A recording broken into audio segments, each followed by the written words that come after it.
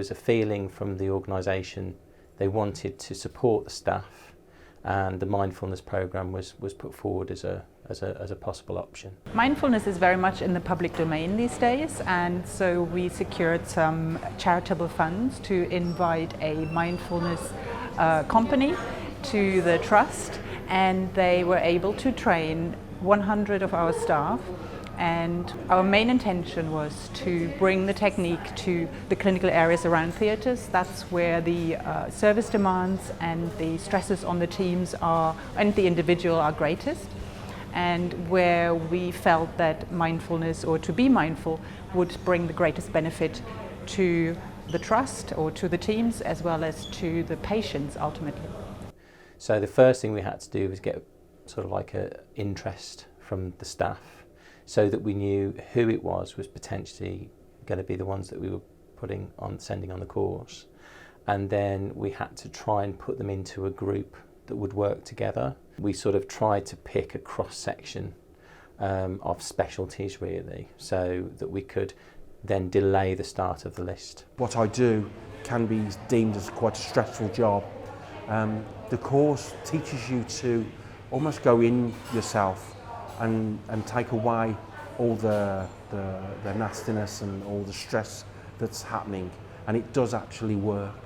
You can feel yourself de-stressing. Whether you do it at work and you do the 1 minute, or whether you wait till you get home and you do it for longer, it's entirely up to you. From my previous experience teaching veterinary surgeons, I was quietly confident that we could develop the idea and make this more of an organisational program of development than a strategic approach to deal with stress-related problems.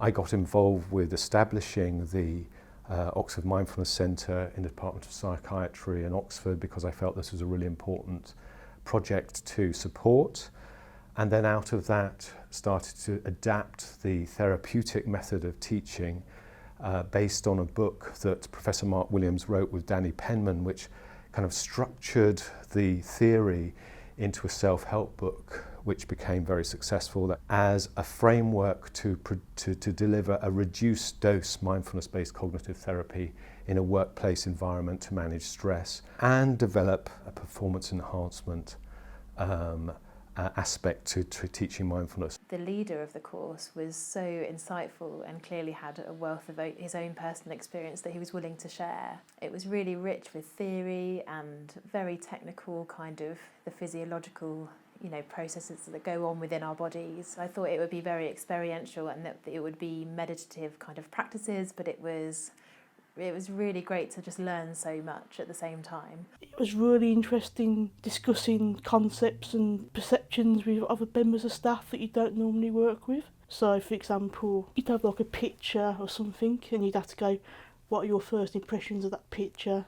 And then you speak to someone else and you find out their perceptions were completely different to yours. So it's really interesting seeing how different people see things in different ways. I think the course has benefited my practice, as I tend to stop and think more before I do something now, as before I would just go and do something and not sort of think of the consequences or how my actions might be received by other people. I could understand how it could benefit me personally, but wasn't quite so certain how it would benefit the trust. But by the time I'd completed the course, I realised that not only had it been of great benefit to myself, but I could understand how what I'd learnt during the course I could use in my work and perhaps change some of the ways I am at work some of the time. About 3 or 4 years ago, I decided to turn what was a kind of personal interest in mindfulness and meditation,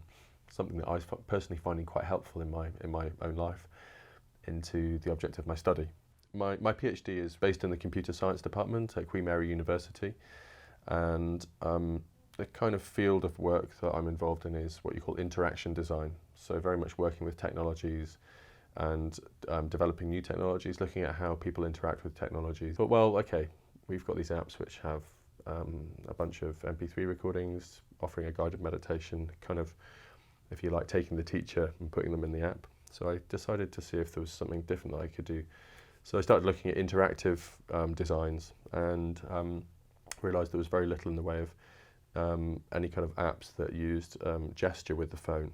I started playing around with that and came up with a concept whereby you were essentially doing quite a core meditation practice in mindfulness or many other meditation styles, which is to focus on the breath, but to do so in an interactive way using the screen of the smartphone. So the basic gesture was a sort of pressing and releasing on the screen of the phone, like a long press and then a kind of release.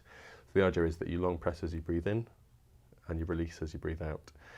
And what you get with that is a kind of visualization which changes, which morphs back and forth. And it's really that simple. I learned a lot about how I'm not aware of what my body is doing a lot of the time.